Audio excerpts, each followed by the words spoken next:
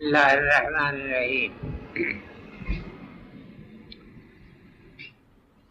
والتین والزیتون وطور سینین وهذا البلد الامین لقد خلقنا الانسان فی احسن تقویم ثم رددناه اسفل سافلین الا الذین آمنوا وعملوا الصالحات فلهم اجر غیر ممنون فما يكذبك بعد بالدين أليس الله بأحكم الحاكمين. شاہد جبل تین اور جبل زیتون اور طور سینا اور یہ مبارک سرزمین. شاہد ہے جبل تین اور جبل زیتون اور طور سینا اور یہ بلد امین. کس بات پر؟ لقد خلقنا الانسان فی احسن تقویم، کہ ہم نے انسان کو پیدا کیا ہے بہترین ساخت پر، پھر ہم اس کو لوٹا دیتے ہیں نیچے کی طرف گرتا ہوا، وجود ان لوگوں کے کہ جو ایمان لائے اور جنہوں نے نیک عمل کیے، سو ان کے لیے بے شک غیر منقطع اجر ہے. فما یکذبک بعد بالدین، تو اب ان شہادتوں کے بعد کیا چیز ہے جو جزا کو جھٹلاتی ہے؟ کیا اللہ تمام فیصلہ کرنے والوں سے بڑھ کر فیصلہ کرنے والا نہیں ہے؟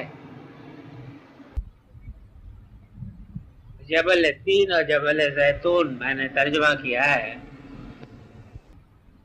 لیکن عام طریقے پر تو اس سے جیر اور زیتونی کو مراد دیا ہے لوگوں نے. مولانا حامد الدین فرائی کے پیدا ہونے سے پہلے تک تو تحقیق کا معیار یہی رہا ہے کہ جیر اور زیتون کے فوائد طبی پر غور کرتے رہے ہیں اور پھر اس کے بعد بتاتے رہے کہ یہ فوائد ہے جس کی بنا پر یہ پسند آئی. لیکن مذہبی لٹریچر پر جن لوگوں کی نظر ہے وہ یہ جانتے ہیں کہ اللہ تعالیٰ کی طرف سے تعلیم اور تربیت اور قوموں کے متعلق جو اس کی سنت ہے اس کے اظہار کے سب سے زیادہ اہم اور نمایاں مقامات یہی ہے، جبل تین اور جبل زیتون، طور سینا، اور جس سے یہ معلوم ہوتا ہے کہ دنیا کو پیدا کر کے اللہ تعالیٰ اس کے معاملات میں بالکل نیوٹرل ہو کے نہیں بیٹھ رہا ہے،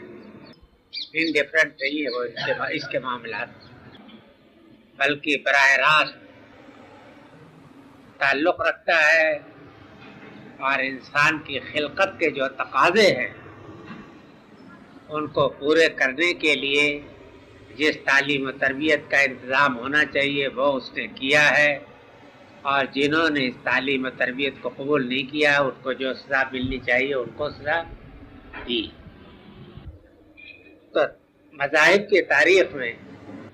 ان مقامات کا اس اعتبار سے بہت نمایاں وہ ہے ذکر ہے. میں نے کہا آپ تو بہرے ہیں، بہرے آدمی کو بہرے آدمی کے پاس بیٹھنا چاہیے. میری تو آواز بھی کمزور ہے، اس لیے آپ لوگ جو آئے تو قریب ہی بیٹھے. اب یہ ہے کہ جو مذہبی تاریخ اور مذہبی لٹریچر جو موجود ہے اس میں کوہ جودی کا اور جبل زیتون کا، طور سینا کا اور سرزمین مکہ کا ذکر انبیاء کے تعلیم و تربیت کے مراکز کے حیثیت سے ہے، اور قوموں کے بارے میں ان کے موت و زندگی کے بارے میں دونوں کے بارے میں بڑے بڑے اہم فیصلے ان مقامات پر ہوئے ہیں. اس لیے کہ کوہ جودی وہ مقام ہے کہ تورات سے معلوم ہوتا ہے کہ حضرت آدم کا جو واقعہ پہلا پیش آیا ہے نا وہ وہی پیش آیا. پھر حضرت نوح کا جو واقعہ پیش آیا ہے وہ تو بہرحال وہی ہے، سمجھے آپ؟ اب یہ رہا کہ اس کو تین کے لفظ سے عربی زبان میں تعبیر کیا گیا نہیں کیا گیا، تو شعراء عرب نے اس کا ذکر تین کے لفظی سے کیا ہے، اور اس کی وجہ یہ ہے کہ اہل عرب بالعموم مقامات کے نام ان چیزوں سے رکھ دیتے تھے جن چیزوں کی وہاں پیداوار غالب ہوتی تھی، کثرت کے ساتھ جو چیز پیدا ہو۔ ہمارے ہاں بھی نام رکھنے کا یہ طریقہ ہے، تو کوہ جودی کو کوہ تین بھی کہتے تھے، اور عرب شاعری میں اس کا ذکر بھی ہے، شاعروں نے، بڑے مشہور شاعروں نے اس کا ذکر کیا ہے، ٹھیک ہے؟ مولانا نے اپنی تفسیر میں نقل بھی کیا ہے شعر۔ تو حضرت آدم کا جو واقعہ ہے وہ تو قرآن مجید میں بڑی اہمیت کے ساتھ بیان ہوا ہے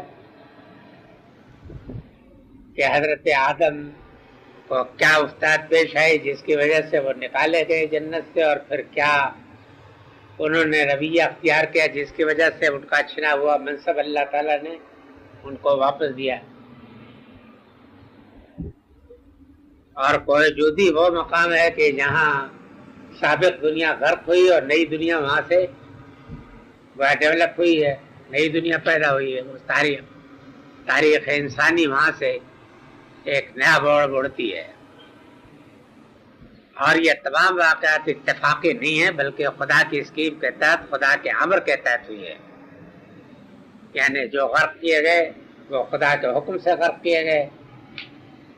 اور جو نجات پائی جنہوں نے خدا کے اہتمام سے نجات پائی، اور اس بنا پر نجات پائی کہ انہوں نے ایمان و عمل صالح کی راہ اختیار کی، اور اس بنا پر سزا پائی کہ انہوں نے خدا کے قوانین کو یا انسان کی خلقت کا جو اعلیٰ مقصد تھا اس کو پورا کرنے میں نالائقی کا ثبوت دیا اس لیے۔ اور جبل زیتون کا ذکر تو انجیل میں بہت آتا ہے، یروشلم کی جو پہاڑی ہے اس کو جبل زیتون بھی کہتے ہیں، اور بیت المقدس کا بھی مرکز ہے، اور تمام انبیاء کا مولد بھی ہے اور مدفن بھی ہے۔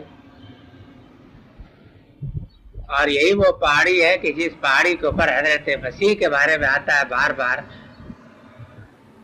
کہ وہ دن میں تو ہیکل میں آ کر کے تعلیم دیتا تھا لوگوں کو، لیکن رات کو زیتون کے پہاڑ پہ چلا جاتا تھا، وہاں استغفار و توبہ کرتا تھا، اسی نام سے زیتونی کے نام سے آتا ہے۔ تو یہ تو وہ مقام ہے کہ جو اللہ تعالیٰ کی طرف سے خلق کی تعلیم و تربیت کا جو اہتمام ہے اس کا بھی مرکز ہے، قوموں کے بارے میں جو اہم فیصلے ہوئے ہیں ان کا بھی مرکز ہے،